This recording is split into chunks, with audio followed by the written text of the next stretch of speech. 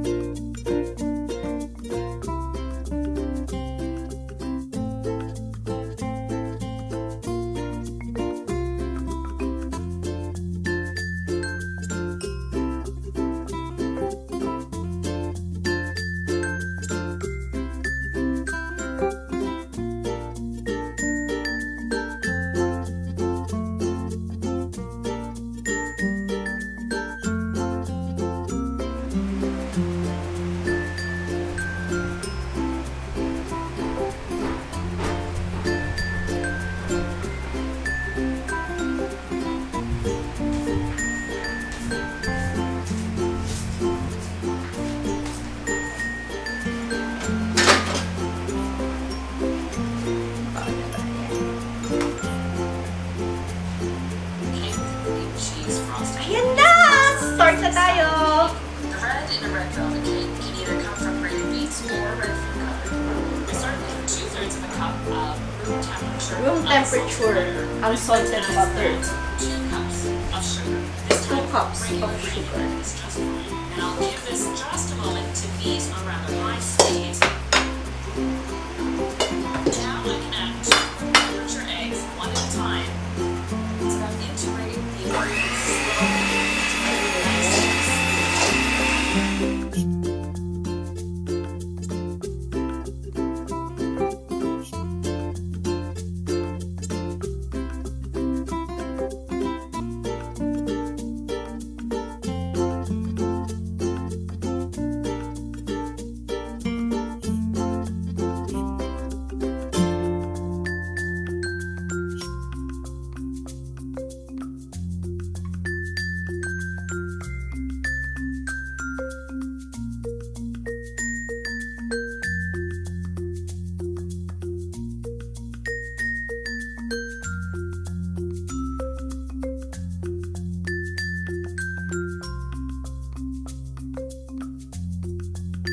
because I'm only adding a 1/4 cup to the recipe, I want to get as much chocolate punch as I can for a small measure of chocolate.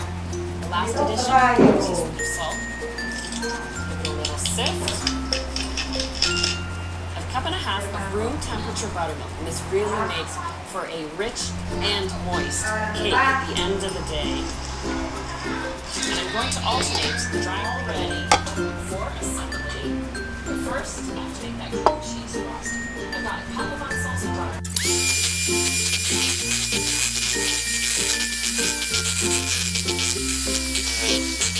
This really makes for a rich and moist cake.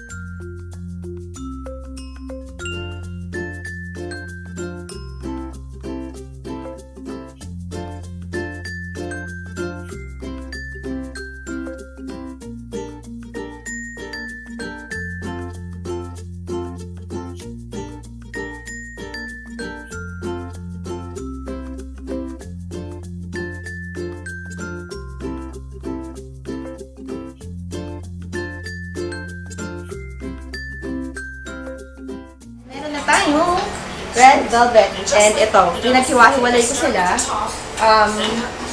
Yung ginawa kasi ni Miss Anna, square, na medyo malaki. Tapos, tayo, para marami tayong magawa, ginawa ko siya, nilagay ko siya sa cupcakes. Tapos, niline ko lang din siya ng ito, pang cupcake. Tapos, ito din, nilagyan ko ng parchment paper. Medyo messy lang ng konti, pero ayan.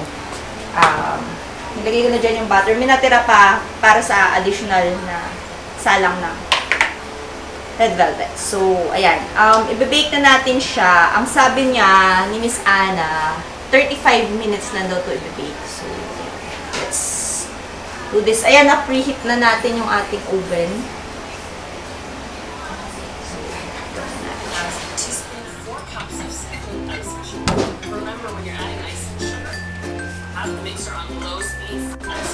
So, ayan na po. Nakasalang na yung ating red velvet cupcakes and yung isang cake.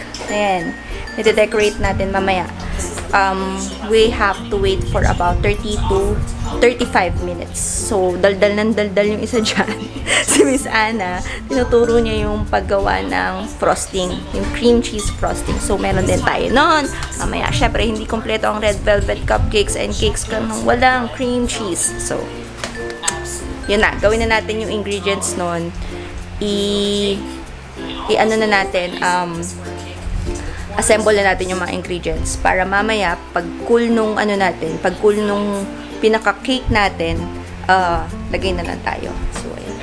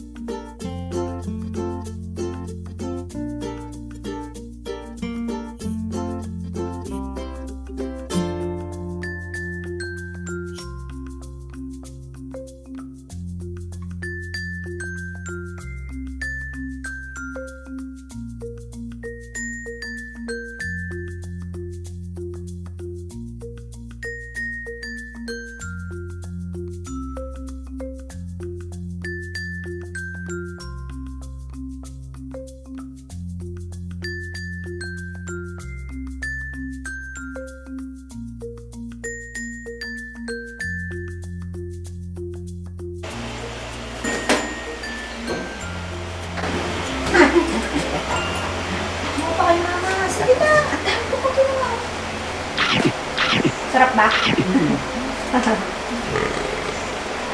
Mapag mo! Nakasawa ka. Mm. Ayun.